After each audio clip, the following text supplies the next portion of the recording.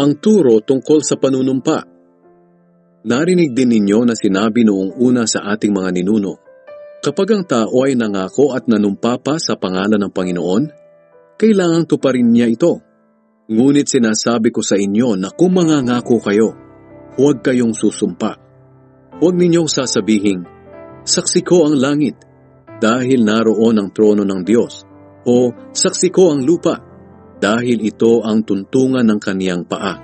At huwag din ninyong sasabihin, saksi ko ang Jerusalem, dahil ito ang lungsod ng dakilang hari. At huwag din ninyong sasabihin, kahit mamatay pa ako, dahil ni isang buhok mo ay hindi mo kayang paputiin o paitimin. Sabihin mo na lang na oo kung oo, at hindi kung hindi. Dahil kung manunumpa pa kayo, galing na iyan sa Diablo.